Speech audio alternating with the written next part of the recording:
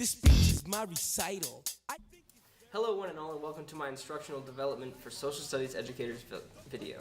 In today's video, we will be discussing a few different possible project-based activities that have been used in a social studies classroom to engage students in a more enriching experience.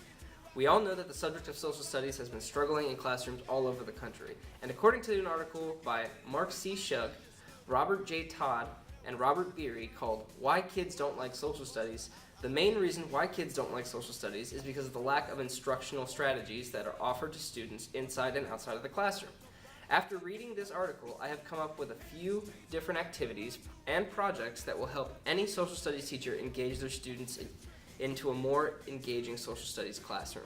So, without further ado, let's get started. So, here's a really easy and really fun project that social studies teachers can use in their class with almost any unit that they're teaching currently. It's called a cereal box activity.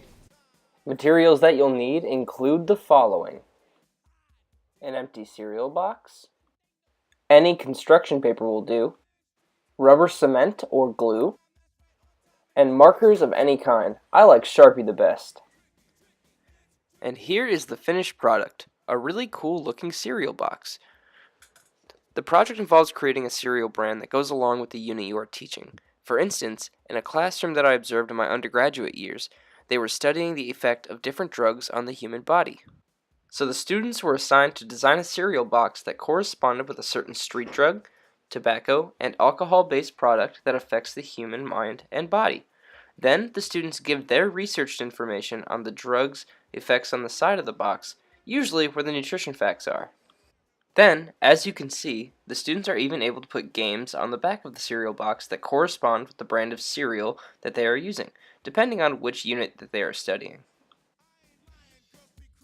This project can be effective in the classroom because it allows students to use their creative outlets and truly engage themselves in something that is fun and educational in the process. One could stretch this project out anywhere from 1 to 3 days in the classroom, which is what I highly recommend. Compared to an at-home assignment, one could use this for every unit, and you will truly be surprised at how involved and engaged your students will truly become. The Campaign Ad Video Project. For this last activity, it is a bit more extensive, but truly shows the creative outlook of students.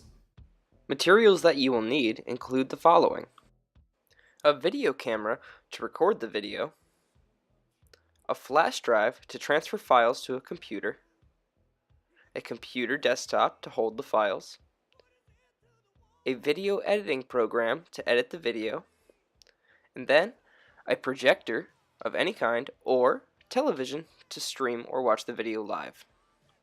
Now, let's put it all together.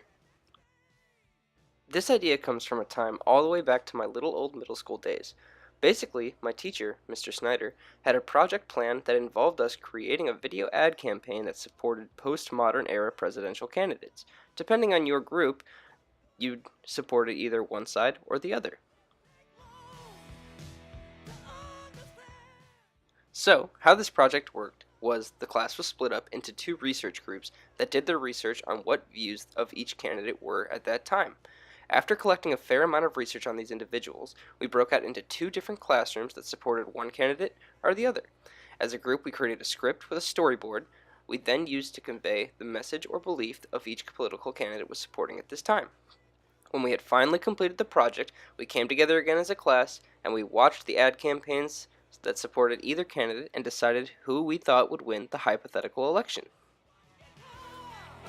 This is a really cool interactive project that a teacher could use to help their students be more engaged in learning more about the unit they are studying at this point in time.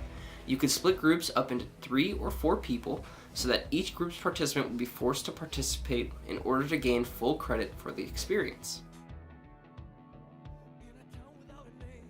Now that you have the necessary tools to make your social studies classroom an abundance more effective, this is where I will leave you. Thank you so much for your time and open-mindedness. Share this video with fellow educators. The more we spread the word, the more of a chance there will be students that won't think social studies is the worst subject in school anymore. Have a great day and teach on.